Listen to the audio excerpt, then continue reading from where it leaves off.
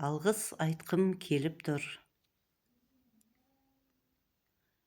Көктемімнің жаршысы, келіп жетті наурызым. Алғыс айту күнінде жүректе шексіз алғысым.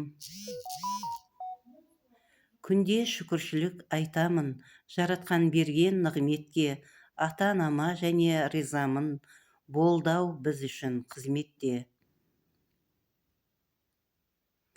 Сырласар бауыр сыйлаған, баланың қамын ойлаған, ата-анама мың алғыс.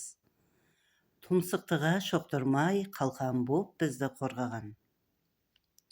Жора жолдас, достарым, сендерде алғысқа лайықсың, келген ойды іркілмей, тыңдауға әрқашан дайынсың. Рахмет саған алғыс күн, ойымды жырмен төгейін, дәрігер Айман апайға алғыстан басқа не дейін. Дертке дауа Алладан, себепші етіп жіберген, айналдым Айман апайдан.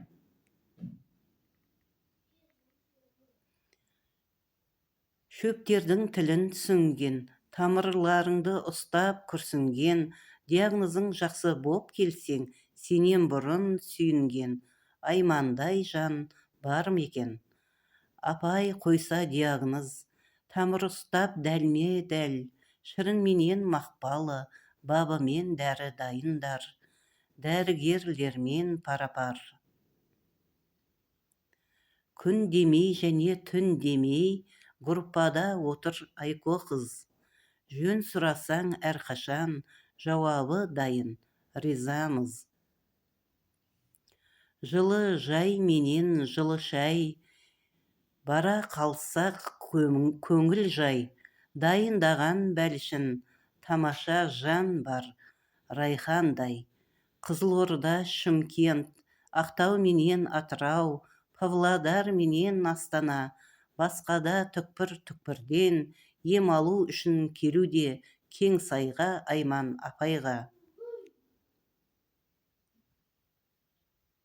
Келген осы қонақты жайғастырып шай берген, Райхан саған көп алғыс, гүл орнына жыр берген, менен болсын қолғабыс. Өлеңді жазған Құдайберген қызы Айжан. 1 март